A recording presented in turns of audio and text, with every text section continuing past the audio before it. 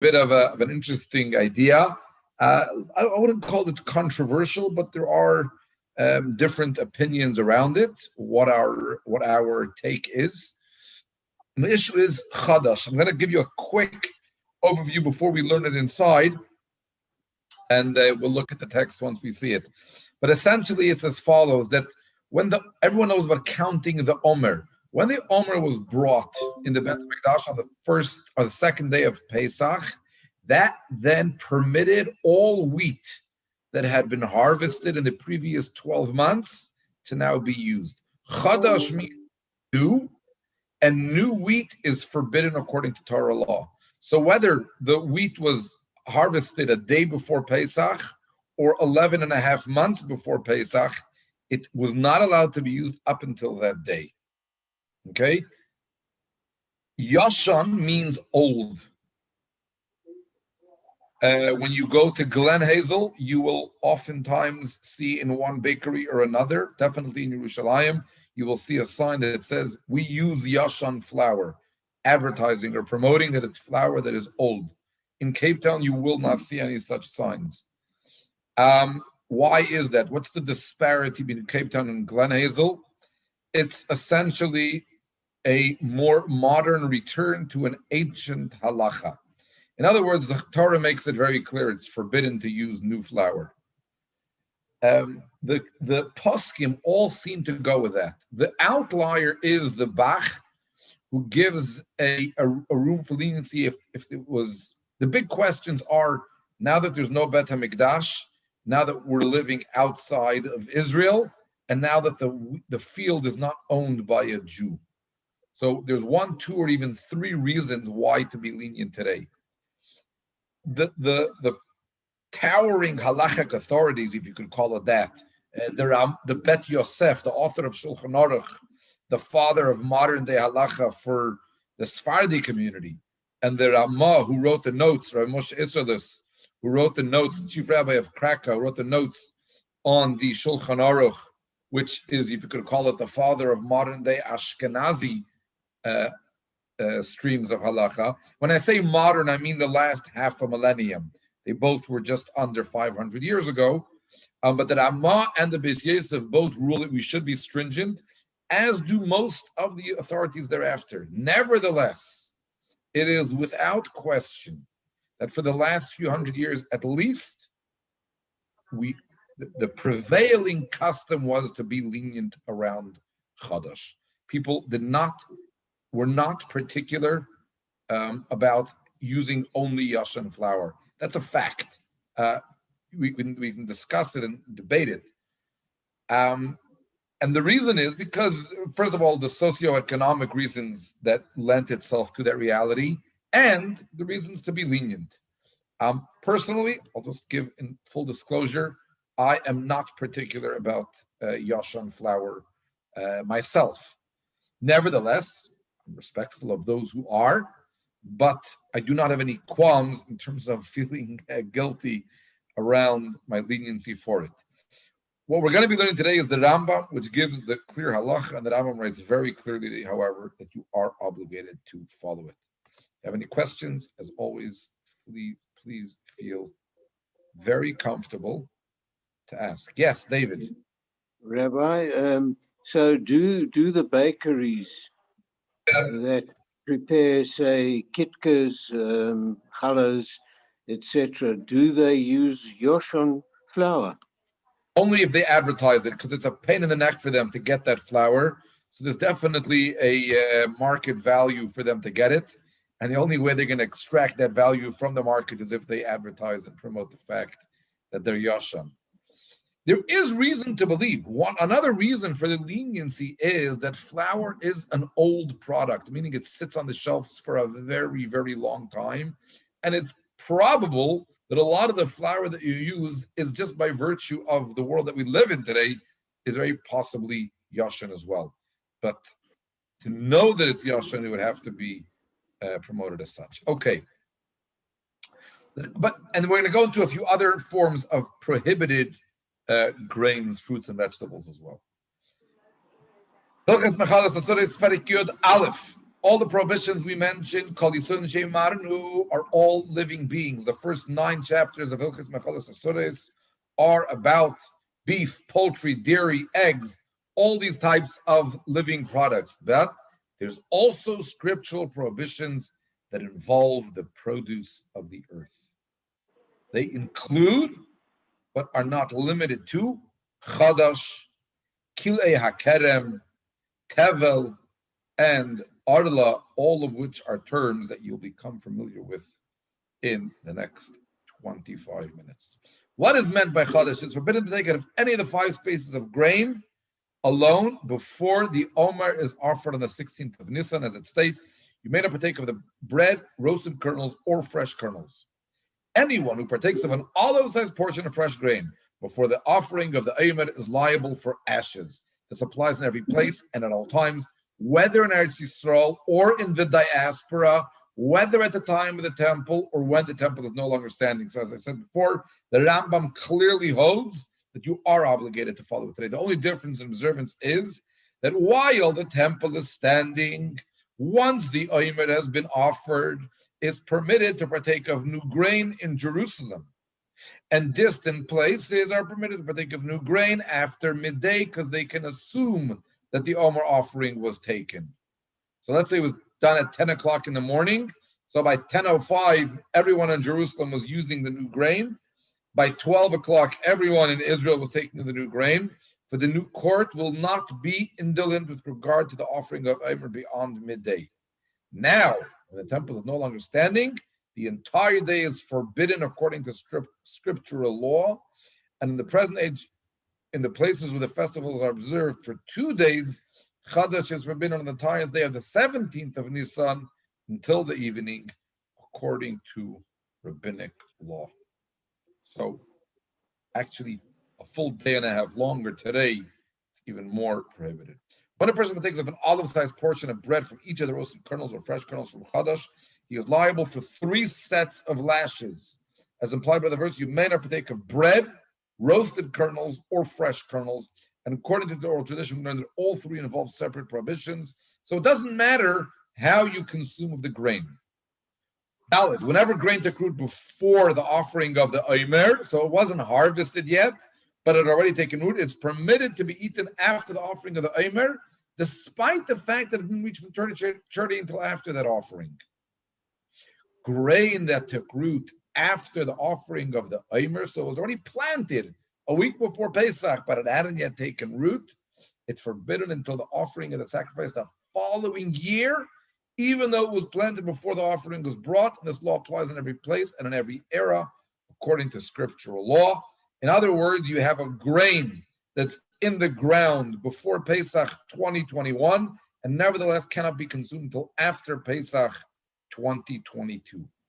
Hey, there's an unresolved halachic difficulty in the following situations. Grain took root after the Omer. One harvested it and sowed the wheat in the ground. Afterwards, the Omer of the following year was offered while these kernels of wheat were still in the ground.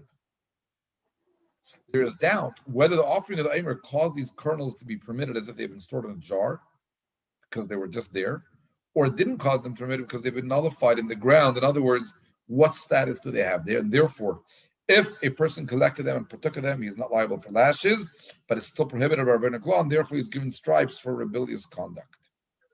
Similarly, when a stalk reached a third of its growth before the offering of the Omer, a person uprooted it, took it out of the ground right before Pesach, and then replanted it after the offering of the Omer, and it increased in size.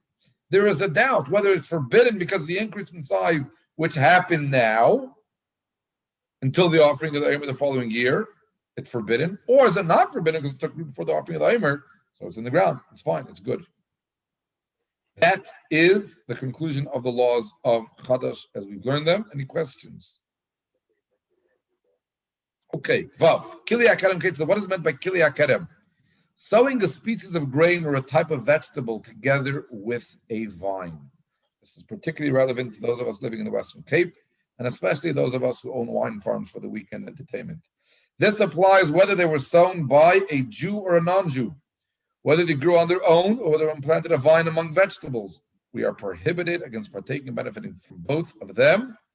As it states in Sefer Dvarim, Pentigda Shamleya, lest the fullness of the seed which you sowed and the produce of the vineyard became hallowed. Being hallowed means being set apart and forbidden. In other words, kilayim in a vineyard, grain or vegetables growing in a vineyard are forbidden. Zion, one who eats an olive-sized portion from Kilei HaKerem, whether from the vegetables or from the grapes, is liable for lashes according to scriptural law, and the two can be combined to reach this measure. When does this apply? When they were sown in Eretz Yisrael. In the diaspora, by contrast, Kilei HaKerem are forbidden by rabbinic decree. And in Hilchas Kilayim, it'll be explained which pieces are forbidden as Kilei HaKerem, which are not forbidden, how they become forbidden, when they become forbidden, in which situations produce causes vines to be allowed, and when they do not cause hallowed, and when they do not cause them to become hallowed. Obviously, it's interesting that Rambam is bringing laws of Kilayim into Machalas Asuris. We'll get to that. It's not going to be in this book. It's going to be the book of the Sefer Zroim. Rambam is just making reference to it here. What is meant by Arla?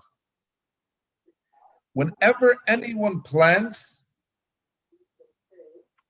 a fruit tree, it is forbidden to partake of or benefit from all of the fruit of the tree produce for 3 years after being planted. So some trees don't even produce fruit for the first 2 or 3 years, but if it does, they'll eat it. Why? For 3 years they should be closed off for you. They may not be eaten.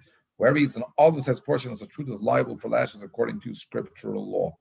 You may be familiar with the custom of the upsharnish, which is one of the sources of it, is associating a child with a tree, and just like a tree doesn't get cut for the first 3 years, the same with the child.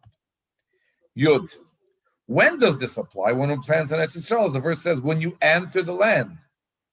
With regard to the prohibition against Arla in the diaspora, it is a halacha from Moshe at Sinai, to Moshe at Sinai, that fruit is definitely Arla is forbidden.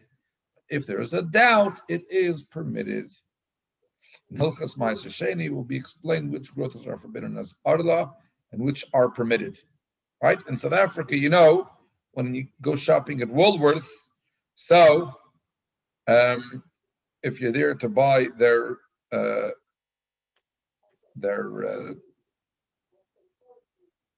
orange juice or spices or whatever, you just buy. But you have to look for the hechsher, right? You have to make sure that they have the right hechsher. There's smoked salmon. But if you're going to buy fruits and veggies at Woolworths, you buy whatever you want, wherever you want. In Israel, the product which you need to be most careful about that it has a good hashgacha is what? Fruits and veg.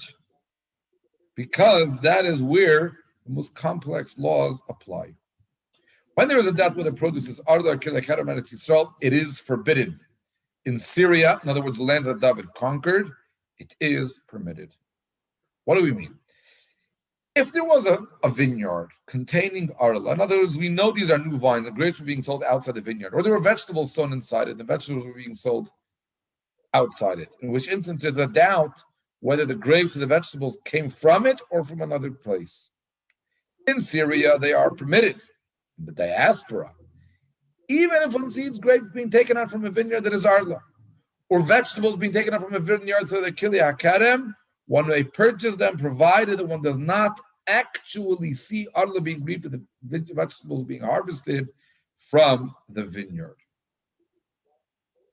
When there is a doubt whether a vineyard contains Arla or Kilei HaKerem, and it says forbidden and it's permitted, and not least to say that the ruling about Syria applies in the diaspora.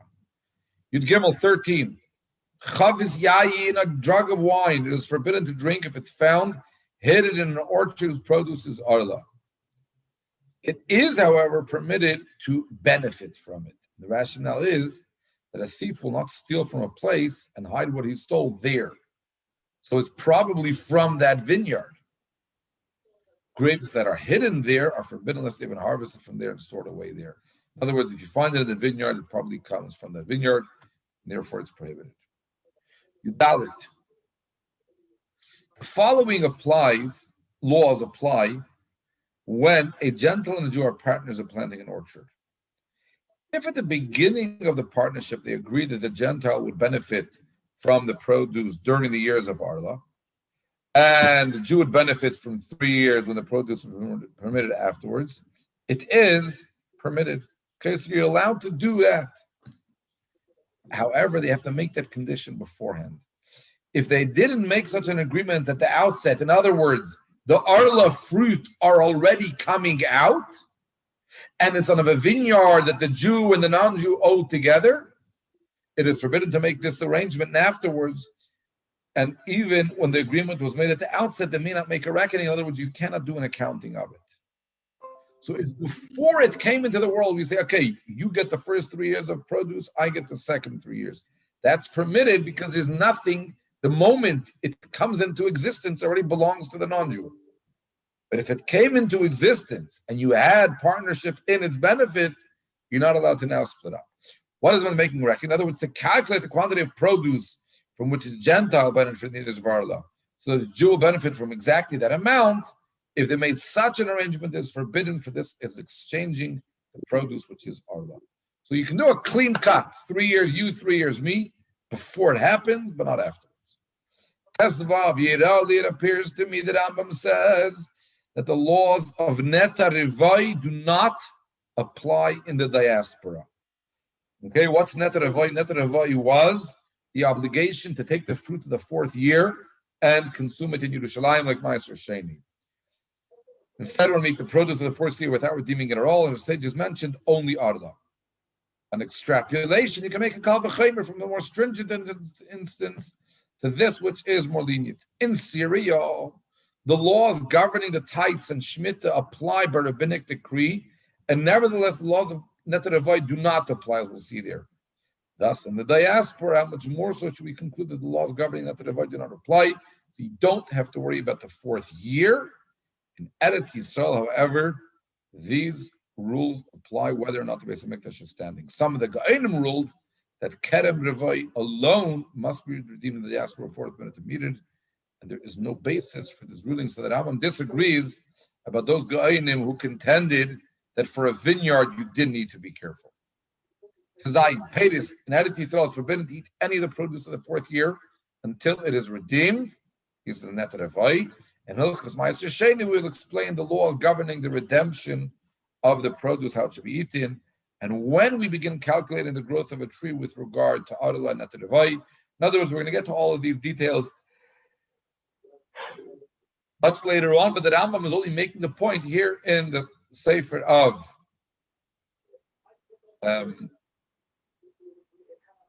Mecholos Nesuris, in the Sefer of Holiness. We should realize that fruits and veg aren't that simple. Yud Zayin, how is produce which is Neta Revai redeemed in the present age? As follows. After the produce is collected, one recites the blessing and he says, the Shekichanam V'tzeisa V'tzivanu Al Pidyoin Neta Revai was commanded us to redeem the 4th seedling. Afterwards, one redeems the entire crop, even with one pruta, and the pruta is cast into the Dead Sea.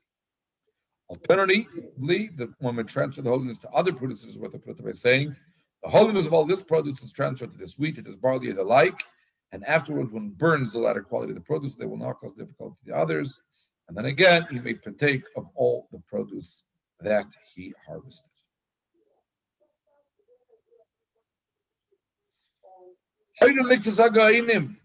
Again, the Rambam contends an argument with his colleagues that even though one redeemed the Ga'inim aren't his colleagues, they were from previous generations. Even though one redeemed the produce of the 4th year transfer of holiness, it's forbidden to partake of it until the entrance of the 5th year. And again, he says this ruling has no foundation, and it appears to me that it is an error.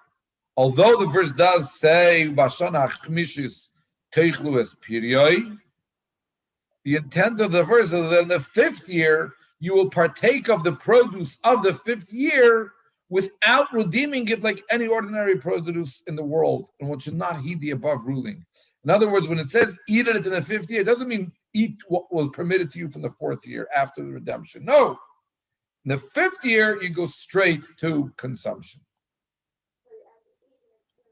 Tevel, this is again going to be a very complex set of laws, which we'll get to later. What is meant by Tevel? 19. Any produce, kol eichel shu chayiv lahafresh mimenu truma. Produce which one is obligated to separate truma and tithe is called Tevel before one separates these portions. In that state, it is forbidden to partake of it, as the Leviticus states, and they shall not desecrate the sacraments of the children of Israel, which they will dedicate to Hashem. This is the very important halacha of truma. One should not treat them in an ordinary manner, while the sacred elements will be separate in the future have not yet been separated. So Tevel is untithed fruits and veg. When a person partakes of an olive-sized portion of Tevel before he separates from Magdalene and Trumas Meiser, he is liable for death by the hand of heaven. Misa b'dei Shemayim, as it says, they shall not desecrate the sacraments of the children of Israel, and they will bear the sin of guilt. I should point out that while we do not keep Truma in the diaspora, we do, however, observe it. And today is one day when you all should, right? I hope everybody has Shmura Matzah at home. If you don't, message me, and I'll try to figure out a way to get you the Shmura Matzah, or any matzah, but it's important to have matzah today. Why? Because it's Pesach Sheni. What do you do before you eat matzah? Any matzah? You vas. You vas. Why do we vas? Make a bracha. Make a bracha. Well, what we say, we vas to remember the holiness of truma with which the kohanim would eat. Only the kohanim would eat it. But we all vas. That's what the sages wanted us to remember, the holiness of bread. And that's where they instituted the mitzvah of fasting before bread. Whenever it takes food from which Truma Gdel and Trumas Meiser have been separated, but from which the other types, meaning Truma Gdel and Trumas Meiser, those are big. Other types which have, even the types of poor have not been separated, it's still a prohibition, but they're worthy of lashes for taking of tevel, but not worthy of death. For only with regard to Truma Gdel and Trumas Meiser is the sin worthy of death. Chaf Aleph. The warning against partaking of tevel from which tithes were not separated is included in Deuteronomy, which states you may not eat the tithes of grain in your gates.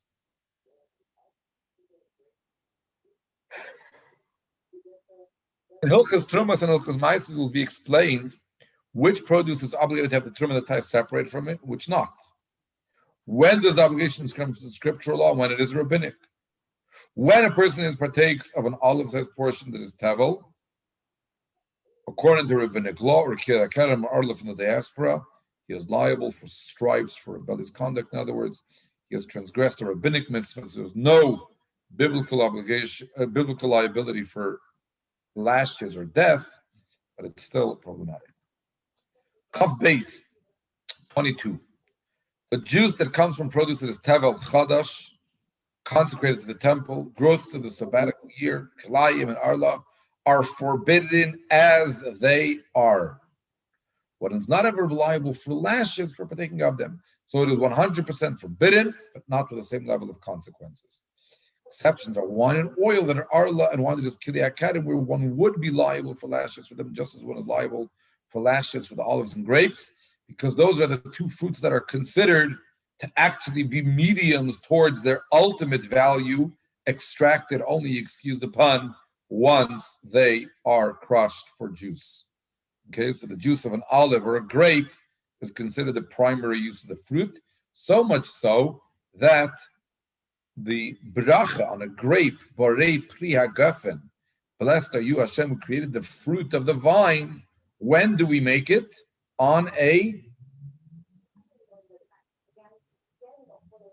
glass of wine, not on a grape, even though a grape is obviously a fruit of the vine, but on a grape we make a regular Beire Priya Eitz. There are other prohibitions involving foods applicable to consecrated entities. In other words, other fruits and veg. What are they? They're all ascribed to origin. What are they? They're the prohibitions against partaking of trumas, which we referred to earlier. We didn't describe it in detail, though. The first fruits, pikorim, challah, right? The dough taken off for the kohen. Meiser Sheni, the second tithe. And there are prohibitions involving sacrifices consecrated to be offered on the altar. In other words, pigul, which the Rambam did not discuss in all the prohibitions of meat, even though it's non-kosher meat. Sacrificial meat that remains past its time, so slaughtered and it's kosher, but you're not allowed to eat it. Sacrifice that it become impure. All of these prohibitions will be explained in the appropriate time. Okay, so basically what I'm saying here at this juncture of chapter 10 in the laws of forbidden foods is that in the first 9 chapters we did the basic prohibitions around animal-based products. Chapter 9, he gives us reference to some of, but not all, fruit and veg-based products, and he'll go into further detail in the following chapters. Avdala, the measure for which one is liable, whether for lashes or kares, is an olive-sized portion. We have already explained the prohibition against partaking of leaven on Pesach and the relevant laws in Hilchos Chametz and Matzah that obviously we're not referring to. The prohibition against eating Yom Kippur is a different type of prohibition. It's not the food, but it's the consumption. And the prohibition against all products of the vine that applies to a Nazirite does not apply equally to all. So therefore, all of these prohibitions, in other words, Pesach, eating on Yom Kippur, and a Nazir, the matter for which one is liable, and the relevant laws are all explained in their appropriate places. Any questions? Thank you, Rabbi. Rabbi, Thank you, Rabbi. question: you've indicated that there's a lessening of the prohibition, for example, in regard to Yashan. How does that arise? How does it get? We know 500 years ago it was absolutely strict. How does it get to that it becomes more lenient? Who makes that decision? How does that develop? Saying why or how? Well, I mean, there are many other provisions which have been there from before, which are still very strictly observed today. What makes the difference between one and the other? This may be a much bigger question than just for this subject. It's a very no. It's not different to this subject. It's a very, very good question. And it pretty much only applies to Yashan.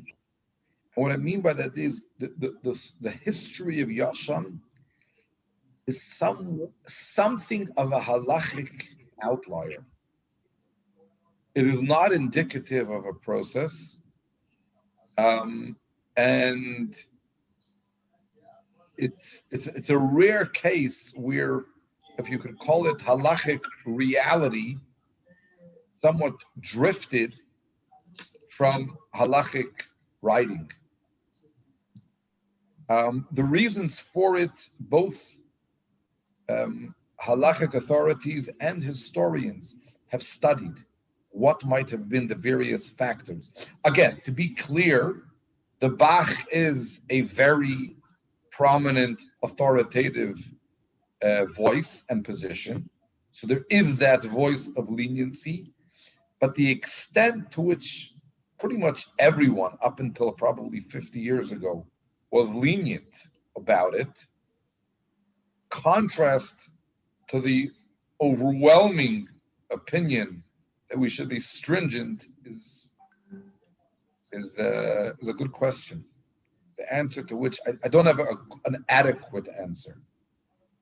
Not for lack of interest in the subject, but it seems to be something of a puzzle. So good question. Sorry, the answer isn't as Good question. right.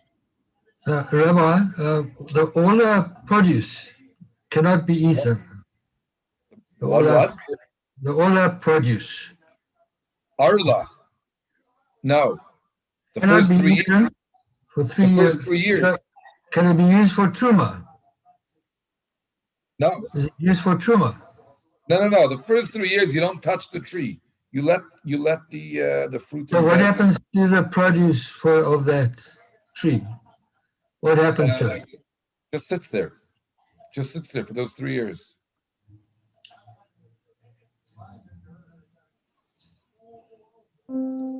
So, Rabbi, if I Yeah. planted an apple tree in my garden and it starts and if it's in my front garden and if passers-by take apples from my tree, is that still fine? How does that work? So as long as I'm not eating from it, or how does that work? Ideally, you wouldn't want to be eating from it at all. But if I can't help First- passers-by grab an apple, for example, off my tree, then they So take it. that's what he said. If people don't know, then they don't know, and that's why they're allowed to. It would also depend on whether they're Jewish or not. Obviously. Mhm. Right. So it doesn't affect me in any way, allowing if somebody had to go past and pick an apple off a tree. No. No, you don't. You're definitely not obligated to do that. Thank you. Okay. Have a great day, everyone. Thank you very much. Thank you, Rabbi.